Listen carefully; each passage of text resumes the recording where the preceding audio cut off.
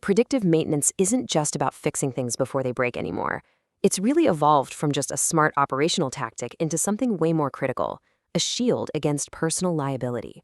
So today we're going to dive into how this big shift is playing out, especially for directors and officers in a rapidly changing world like Australian aged care. Okay, let's just jump right in. If you've ever looked into predictive maintenance, you'll see it called PDM. You've probably seen some absolutely incredible stats. Huge ROI, massive cost savings. But how many of those numbers can you actually trust? The truth is, the online world is kind of flooded with stats that are, let's just say, a little shaky. Take this one, for example. You'll see this stat floating around everywhere, but it's basically a mashup. It's mixing up a 2020 prediction from IDC about IT infrastructure with a Gartner prediction about data.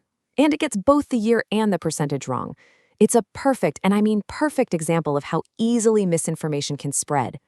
And here's a classic. A 10x return on investment. Sounds amazing, right? And hey, it's plausible, but when you actually dig in and trace it back, it comes from a US Department of Energy guide that was using industrial survey data from before 2010. So while the number isn't technically wrong, its context is over a decade old. We're talking about a completely different technological era. It just goes to show you how even reasonable-sounding numbers can be super misleading if you don't know where they came from.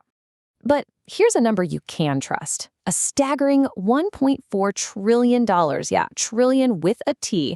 That's the annual cost of unplanned downtime for just the world's top 500 companies.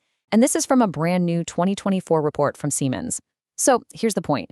While you got to be skeptical of some of the stats out there, the underlying problem that predictive maintenance solves is absolutely massive. And it's very, very real. So why is this all so confusing? Well, it's because we're basically living in a predictive maintenance echo chamber. Seriously, most of the stats you see, they all trace back to just three main sources: the US Department of Energy, McKinsey, and Deloitte. These core findings just get endlessly recycled, remixed, and republished by vendors and blogs, which makes finding the original source almost impossible.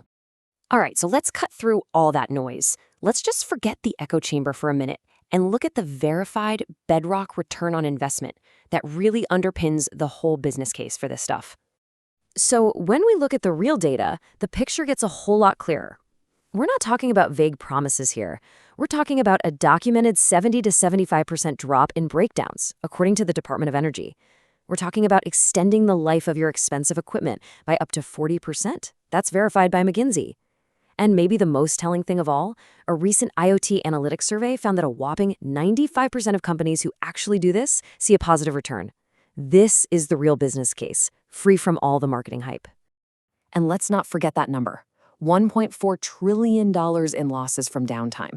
This isn't just some operational headache, it is a colossal financial drain. But now, for some sectors, the financial cost isn't even the biggest threat anymore.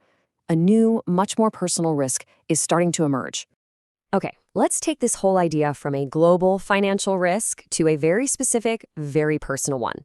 We're going to pivot to the Australian aged care sector, where a perfect storm of new legislation is basically transforming equipment maintenance from a business decision into a matter of personal legal duty. And just look at how fast this is all happening. In November 2025, a sweeping new Aged Care Act kicks in. Just 1 month later, new Green Star building standards come into play. Then, early 2026, crucial fire systems maintenance becomes legislated in New South Wales.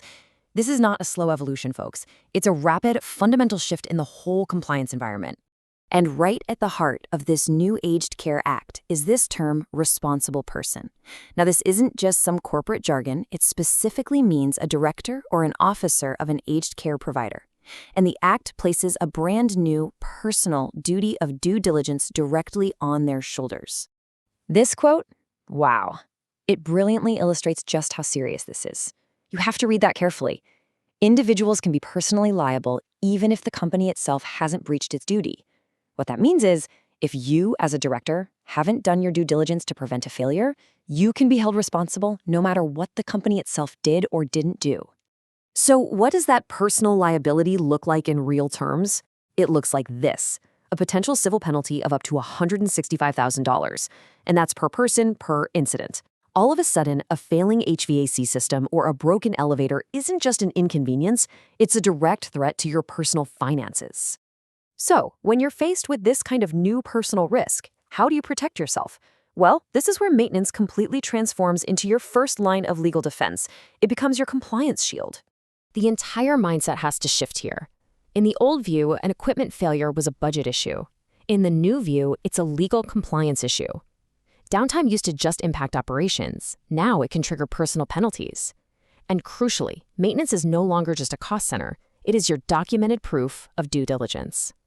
So, how exactly does predictive maintenance become that shield? Well, it directly addresses the new aged care quality standards. It gives you the documented proof of proactive management. It creates a dynamic, data-driven plan, not just some static entry on a calendar. Most importantly, it generates the exact audit trail you would need to prove, as a responsible person, that you did everything in your power to ensure safety. Okay, let's bring it all together. The whole conversation around maintenance has fundamentally changed. It's really not just about operations anymore. For directors and executives, it is now all about personal liability. There are 3 huge shifts you need to take away from this. First, move away from the fuzzy stats of the echo chamber to the verified data from the primary sources. The ROI is absolutely real. Second, you have to understand that equipment failure is no longer just an operational cost, it's a legal risk. And third, you have to recognize that this is no longer just a corporate problem, it is now your personal duty. So, I'm going to leave you with this one question to think about.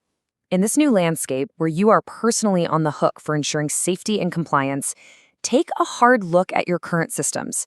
Is your maintenance plan just an operational schedule, or is it robust enough to actually stand up as your legal defense?